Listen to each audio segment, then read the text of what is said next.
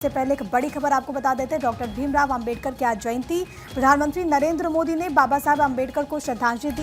बाबा साहब को उनकी जयंती पर नमन किया। ये आपको बड़ी जानकारी दे रहे प्रधानमंत्री की तरफ से जो पोस्ट किया गया है वो हम आपको दिखा रहे हैं, जिसमें वो लिखते हैं कि सभी देशवासियों की ओर से भारत रत्न पूज्य बाबा साहब को उनकी जयंती पर कोटि कोटि नमन। बाबा साहब मानवता के पक्षकार, अमानवीयता की हर चीज को वो नकारते थे, उसका परिमार्जन का प्रयास करते थे और हर चीज संवैधानिक तरीके से करते थे।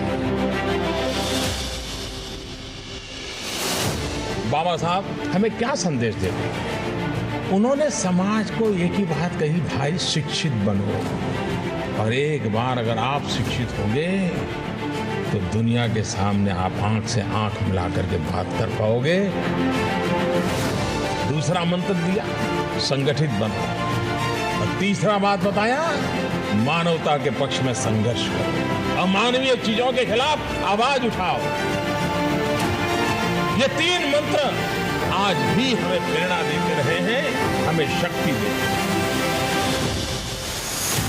बाबा साहब आंबेडकर ने जिस भावना से जिन कामों को किया वो पूर्णतया पवित्र राष्ट्र निष्ठा थी, समाज निष्ठा थी।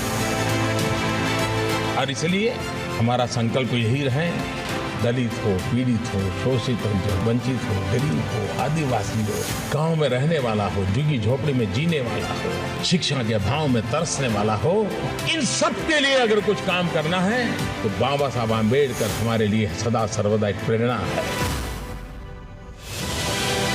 हमारी सरकार ने बाबा साहब के योगदान को देश दुनिया के सामने प्रखरता से रखा है।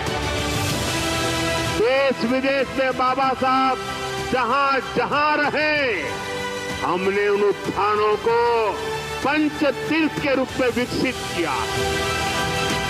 महू में उनका जन्म स्थान, नागपुर में दीक्षा भूमि, मुंबई की चैत्य भूमि, दिल्ली में जहां उन्होंने अपना अंतिम समय बिताया, और लंदन में अंबेडकर मेमोरियल होम, ये पंच तीर्थ आने वाली पीढ़ियों को प्रेरित करते रहेंगे।